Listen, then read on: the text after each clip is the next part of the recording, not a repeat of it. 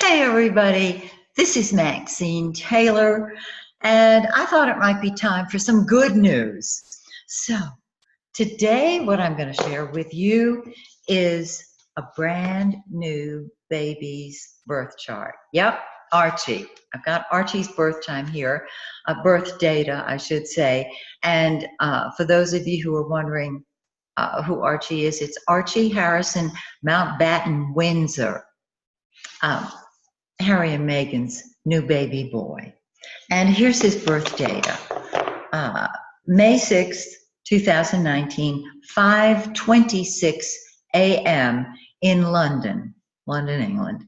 And here is his amazing chart. Oh my goodness. Those of you who have seen it are probably going, oh, I can't wait to hear what she's going to say. Very, very interesting. First of all, I noticed immediately that amazing 10th house, the packed 12th, which naturally I'm going to talk about, and the sun and the moon in the first house. I'm going to start with the first house because it is the most personal point in the chart. It describes his physical appearance and personality. And when you have both luminaries, mommy and daddy, in the first house, there's the message from both of them. Let me start here with the ascendant. The ascendant is 13 Taurus 30, 13 degrees, 30 minutes of Taurus. The sun is 15 degrees, 23 minutes of Taurus, just 2 degrees off of the ascendant. And so we've got a double Taurus here. Taurus, as you know, when the bull makes up its mind, it just puts its head down and plows forward. This is a kid who's very determined. And who did he get that from? Daddy, sitting right on his ascendant. So daddy is and now, of course, daddy is showing up in Archie's eyes as very Taurian, very stubborn, very determined, very practical. And daddy's message is, do what you want, when you want, how you want, because you want. Do it your way. But the catch-22 is your way needs to be my way. Have you noticed there is a catch-22 in all of these hidden messages? Not so hidden messages. Programming is my specialty. I love doing that. So naturally, I'm fascinated by the luminaries in the first house. So daddy shows up as a Taurus. They are very much alike in that case, mirroring each other, not because they are both Taurians, which they're not, but because of the Taurian qualities of I am determined that I'm going to do it my way, and the center of my world is myself. Now, you might say, well, of course, because he was born into a monarchy, and he is a very special baby, of course. And that's daddy's message. Now, mommy is the moon, and the moon is in 0 degrees, 25 minutes, of Gemini. Much looser, much freer, 0 degrees, new beginning. And mommy's message is well, wherever the moon is. That's where mommy told us, or it keeps telling us, to look for our emotional security. And she says, look to yourself for your emotional security. The catch-22 is the self you should look toward is me, meaning her, the moon. So both parents are encouraging them to be themselves. And Taurus and Gemini, though, are totally different signs, different personalities, different temperaments, showing the two messages. Fascinating. Now, let's jump up here to the 10th house, because that's the one that just grabbed my attention immediately.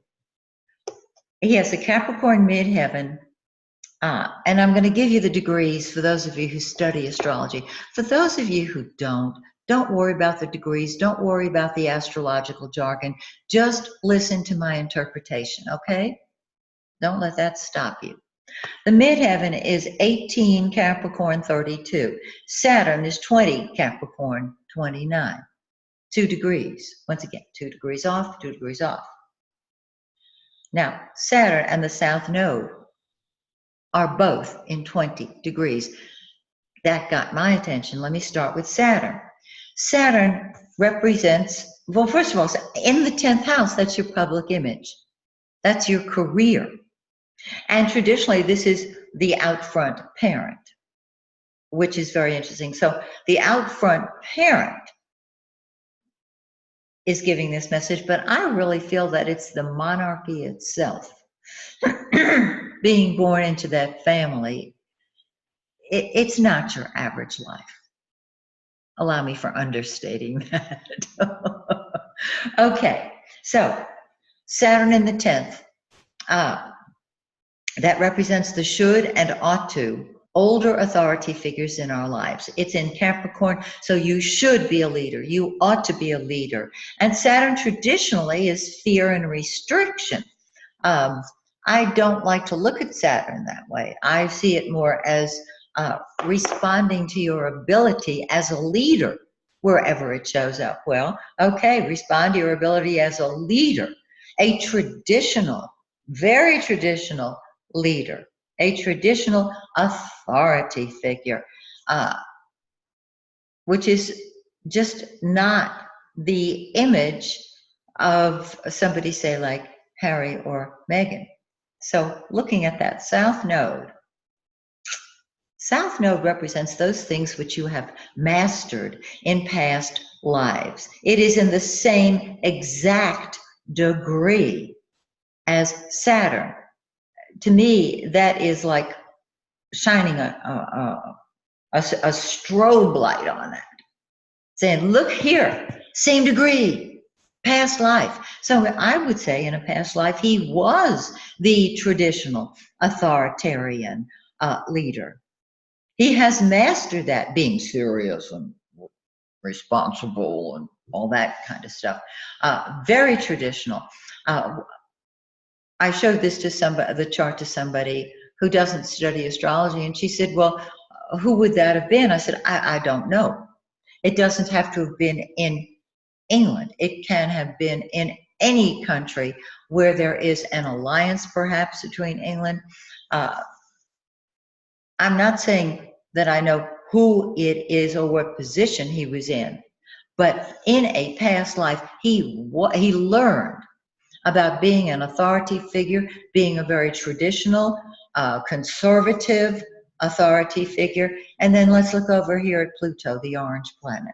Pluto is the matriarch in the family. I call the matriarch the tail that wags the dog. It is always a female because it's a matriarch. It's an authority figure who is not necessarily out front, although I would think that this would be the queen. And the 10th house would be the traditional monarchy. So Pluto represents control. And so there is the control factor in his career, being controlled by his career and being a controller in his career. And Pluto is also total, out with the old, in with the new. It is total transformation. And so there can be a total change in the monarchy through him as a leader, because he brought through his experience as a very traditional controlling leader from at least one past life. Okay? Now let's look at this 12th house, because it's packed. It's just packed. He's got Neptune, Venus, Mercury, Uranus, and the anti-vertex in his 12th house. Okay. Let me first talk about the vertex and then move over here. The vertex is your karmic role in life. It is the role over which you have no control. The anti-vertex is that point over which you do have control. His vertex is in the 6th house of work, health, and service. And so there's a very strong need to be needed. It's in Libra, and so it would do well acting as an intermediary, a diplomat of sorts. Okay, now let's go over to the 12th house. If the vertex is that point over which you have no control, the anti-vertex is that point over which you do have control. And this is him saying, this is what I'm going to do because I want to. I'm working out in my 12th house of behind the scenes activities, of escape. And I'll prove it to you because I got Neptune in Pisces right close to the cusp of the 12th house. Neptune in its own sign, Pisces, is the dreamer, the idealist. It can be a very spiritual placement for the person who has Neptune in the 12th house. Okay? In Pisces, even more so. Exquisite. And so there is the need to pull back and retreat from the restriction that his public image brings him, whatever that public image happens to be. Now, Aries is intercepted in the 12th, so we go over here to Venus in Aries, 18 degrees of Aries, interestingly enough, a semi-sextile with Neptune, of course. Venus is what we love, what is beautiful to us. In Aries, it does what it wants, when it wants, how it wants, because it wants.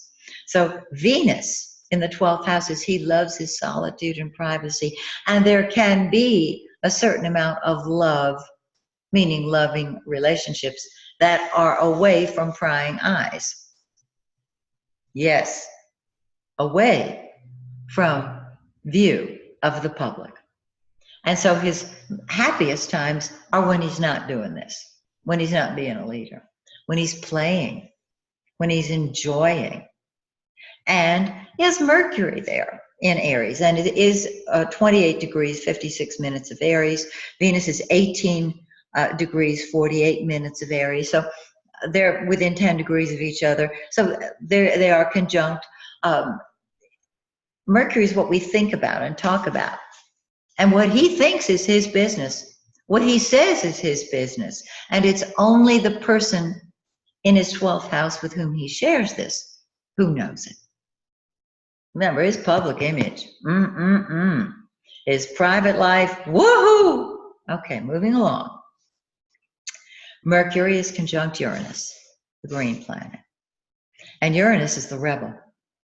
It's in 3 degrees of Taurus, which means it's within conjunction, 10 degrees, it's conjunct the ascendant. This kid is a hidden rebel. Maybe not so hidden, kind of like his daddy. Busting loose behind the scenes. The thing is now we have social media. We've got pictures of everything that everybody does. Harry has learned that. So we may find out a little bit about his 12th house, but that is his solitude, his privacy.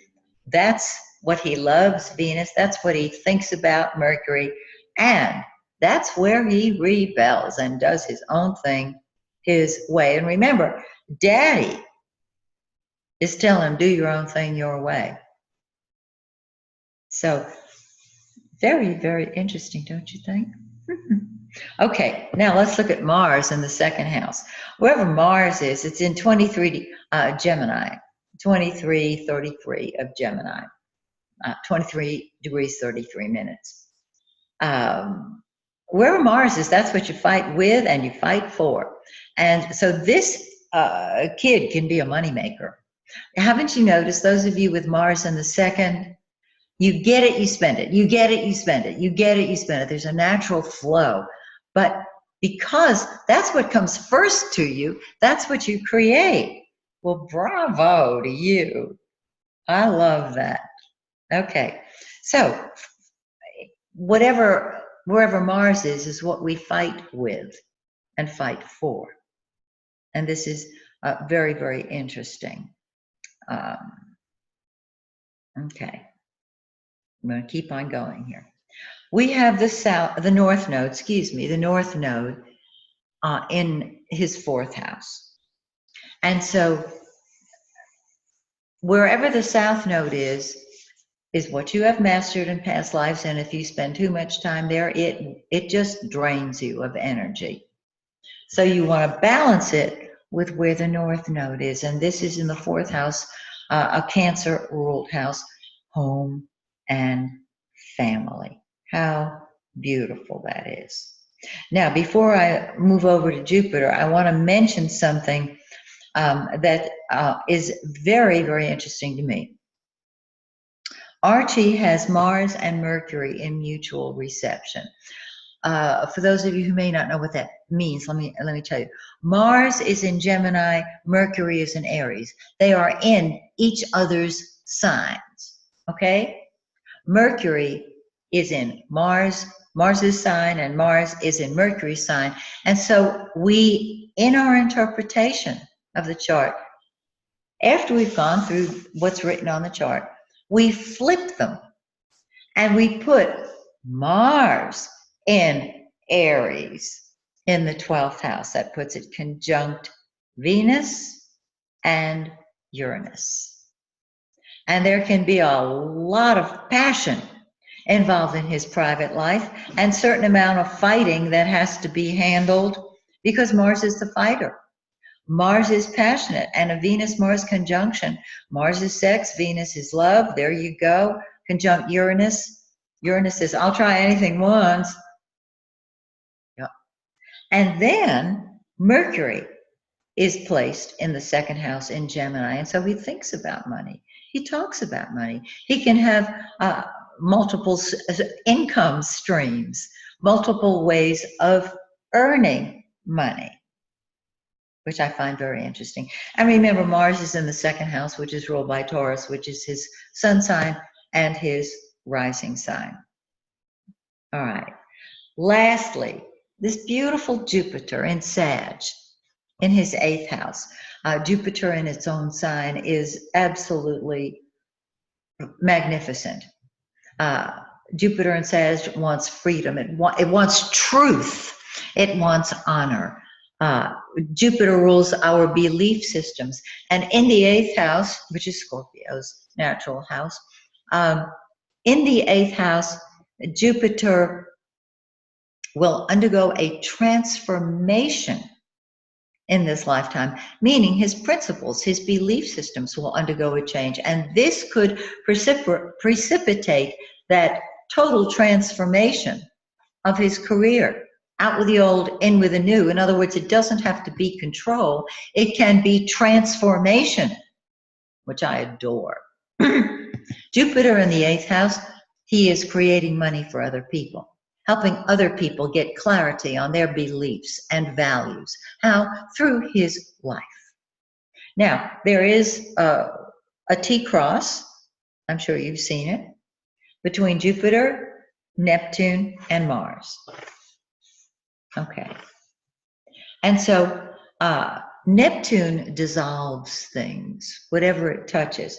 And so the passion of Mars in the second house can be softened by Neptune.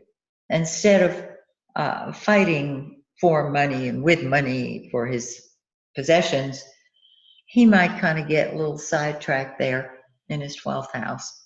Mars and Jupiter in opposition are definitely money creators, whether for self or other people. And Jupiter squared Neptune is the idealization of the belief system. So he'll fight for his beliefs. And the empty arm of that T-cross is the 6th house. Virgo. Work, health, and service, which is where his vertex is. So this is a very simple interpretation of Archie's chart. I look forward to watching this baby grow up. And we'll be, those of you who have his chart, will be able to mark his progress. Because remember, using a degree for a year, his ascendant, 1330 of Taurus, will be on his natal sun when he's 2 years old. Sun in 15, Taurus 23. At the very same time, that is midheaven, 18, Capricorn, will be sitting on his Saturn south node. And his IC will be on his north node. So watch for right around the time that he's 2. And you can move all of the cusps forward, and as many of you know, and you can tell what year they're going to be kicking into place. So, isn't that more fun than anything? Gosh, I hope this has been as interesting to you as it is to me. And so, till we meet again, this is Maxine Taylor saying, may the stars shine brightly on you and yours. Bye for now.